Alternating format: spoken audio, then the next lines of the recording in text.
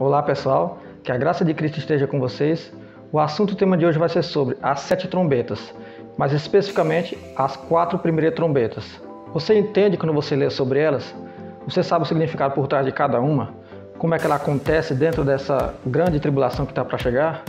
Então, fica comigo até o final do vídeo, dê o like no vídeo, se inscreva no canal se você não for inscrito, dê o seu comentário no vídeo, compartilhe o vídeo com mais pessoas que você conhecer e vamos para o vídeo. Então pessoal, nós vamos iniciar o estudo a partir de Apocalipse capítulo 8, verso 6. E os 7 anjos, que tinham as 7 trombetas, prepararam-se para tocá-las. E o primeiro anjo tocou a sua trombeta, e houve saraiva e fogo misturado com sangue, e foram lançados na terra, e queimou-se a terça parte das árvores, e toda a erva verde foi queimada. Agora vamos ver uma citação em Êxodo 9, verso 23. E Moisés estendeu a sua vara para o céu, e o Senhor deu trovões e saraiva, e fogo corria pela terra, e o Senhor fez chover saraiva sobre a terra do Egito. E havia saraiva e fogo misturado entre a saraiva, tão grave, qual nunca houve em toda a terra do Egito, desde que veio a ser uma nação. E a saraiva feriu em toda a terra do Egito tudo quanto havia no campo, desde os homens até os animais. Também a saraiva feriu toda a sorte do campo, toda a erva do campo, e quebrou todas as árvores do campo. Somente na terra de Gósen, onde estavam os filhos de Israel, não havia saraiva. Então vocês estão vendo, né, a similaridade entre esse toque da primeira trombeta e a ação de Moisés e Arão no Egito. E uma citação minha aqui. Ó. Nessa primeira trombeta é muito clara a sinalização para as pragas anunciadas no Egito por Moisés e Arão, que eram 2 testemunhas. E também mostra que o povo de Deus é protegido em meio às pragas. Deus vai usar seu povo para lançar pragas e vai livrá-los delas. A mesma coisa na grande tribulação. Olha só o que vai ser dito na segunda trombeta. Capítulo 8, verso 8. E o segundo anjo tocou a trombeta, e foi lançada no mar uma coisa como um grande monte ardendo em fogo, e tornou-se em sangue a terça parte do mar. E morreu a terça parte das criaturas que tinham vida no mar, e perdeu-se a terça parte das naus. Agora uma citação em Êxodo, capítulo 7, verso 17. Assim diz o Senhor: assim saberás que eu sou o Senhor, eis que eu, com esta vara que tenho em minha mão, ferirei as águas que estão no rio, e tornar-se-ão em sangue, e os peixes que estão no rio morrerão, e o rio cheirará mal, e os egípcios terão nojo de beber água do rio. Disse mais o Senhor a Moisés: dize a Arão: toma a tua vara, estende a tua mão sobre as águas do Egito, sobre as suas correntes, sobre os seus rios e sobre os seus tanques, e sobre todo o ajuntamento das suas águas, para que se tornem em sangue, e haja sangue em toda a terra do Egito, assim nos vasos de madeira como nos vasos de pedra. E Moisés e Arão fizeram assim como o Senhor tinha mandado. E Arão levantou a vara e feriu as águas que estavam no rio, diante dos olhos de Faraó e diante dos olhos de seus servos. E todas as águas do rio se tornaram em sangue, e os peixes que estavam no rio morreram, e o rio cheirou mal, e os egípcios não podiam beber a água do rio, e houve sangue por toda a terra do Egito. Aí uma citação minha para vocês. Nessa segunda trombeta, também vemos a relação com a mesma praga feita por Arão no Egito. Novamente, uma das 2 testemunhas no Egito. Então vocês estão vendo a relação entre essas pragas, as trombetas, e uma similaridade do que aconteceu lá no tempo do Egito, pelas pragas feitas por Moisés e Arão, a mando de Deus. Outra citação que vocês vão ver aqui, a próxima trombeta, né? O terceiro anjo toca a trombeta, né? Apocalipse 8, verso 10. E o terceiro anjo tocou a sua trombeta, e caiu do céu uma grande estrela, ardendo como uma tocha, e caiu sobre a terça parte dos rios e sobre a fonte das águas.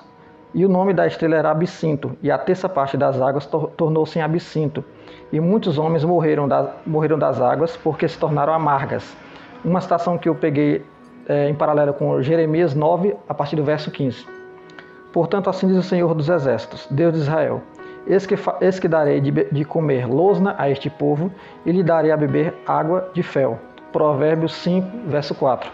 Mas o seu fim é amargoso como absinto, agudo como uma espada de 2 gumes.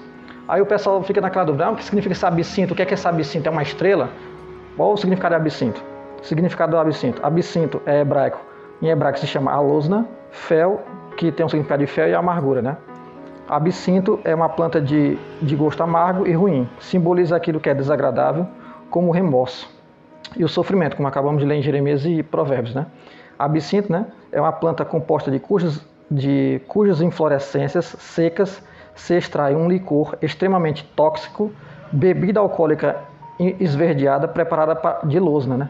Anis e outras plantas aromáticas. Então esse é o significado dessa planta. É uma coisa amargosa e no sentido figurado é uma coisa que significa amargura, aflição, e é o que Deus vai causar a muitos dentro da grande tribulação através dessa praga simbolizada pela estrela chamada absinto que cai nas águas. Agora a quarta trombeta. Apocalipse 8, verso 12. E o quarto anjo tocou essa trombeta, e foi ferida a terça parte do sol, e a terça parte da lua, e a terça parte das estrelas, para que a terça parte deles se escurecesse, e a terça parte do dia não brilhasse, e semelhantemente à noite. Agora eu pego a citação em Joel 2, capítulo 2, verso 31. O sol se converterá em trevas, e a lua em sangue, antes que venha o grande e terrível dia do Senhor. Êxodo 10, capítulo 10, verso 21. Então disse o Senhor a Moisés: estende a tua mão para o céu, e virão trevas sobre a terra do Egito, trevas que se apalpem. E Moisés estendeu a sua mão para o céu, e houve trevas espessas em toda a terra do Egito por 3 dias. Não viu um ao outro, e ninguém se levantou do seu lugar por 3 dias. Mas todos os filhos de Israel tinham luz em suas habitações. E agora eu vou ler para vocês uma citação minha sobre essa passagem. Algumas coisas para nós atentarmos. A quarta trombeta também faz um paralelo com a praga do Egito. Aponta 3 dias de escuridão, que é um número profético, né? Esses 3 dias, é a questão da escuridão também. Essa mesma cena é descrita no 6º selo, mas visto de outro ângulo. São os últimos sinais para a vinda e manifestação de Cristo. Note também que para toda a ação das trombetas é descrito sempre a terça parte e nunca 100%. Esse mesmo número é mostrado para as mortes de homens e animais em outras partes do Apocalipse. Então essa questão de terça parte está sempre envolvida na questão de danificação, morte, destruição. Isso vai ser entendido muito para outras citações no Apocalipse. Outra citação interessante é o que o anjo que vai voar pelo meio do céu vai falar. Apocalipse 8, verso 13. E olhei e ouvi um anjo voar pelo meio do céu, dizendo com grande voz: ai, ai, ai, 3 ais, né? Dos que habitam sobre a terra, por causa das outras vozes das trombetas dos 3 anjos que estão por tocar. E aqui o interessante, ó. Aqui o anjo avisa que ainda há 3 trombetas que são chamadas de 3 ais. Deus faz questão de fazer uma separação entre as 4 primeiras trombetas das 3 últimas trombetas. Isso nos aponta para os 4 primeiros selos, que são os 4 cavaleiros, e também aponta para os 4 ventos retidos pelos 4 anjos nos 4 cantos da terra, que é um estudo que eu já fiz, se você não viu, veja, sobre os 4 cavaleiros, sobre os 7 selos, né? Eu fiz vídeo já sobre isso. Então vocês estão vendo essa relação. Deus fez uma separação entre as 4 primeiras trombetas, das 3 últimas que ficam, que se tornam 3 ais. Então vocês estão vendo que o próprio Deus faz essa separação para indicar coisas no próprio Apocalipse. Uma coisa interessante que vocês vão perceber agora é o que é dito aqui, Apocalipse 11, 13. Eu peguei essa passagem para vocês verem a similaridade da questão de pragas, trombetas, coisas sendo faladas e profetizadas. E darei poder, capítulo 11, verso 3. E darei poder às minhas 2 testemunhas, e profetizarão por 1260 dias, vestidas de saco. Estas são as 2 oliveiras e os 2 castiçais que estão diante de Deus, do Deus da terra. E se alguém lhes quiser fazer mal, fogo sairá da sua boca e devorará os seus inimigos. E se alguém lhes quiser fazer mal, importa que assim seja morto.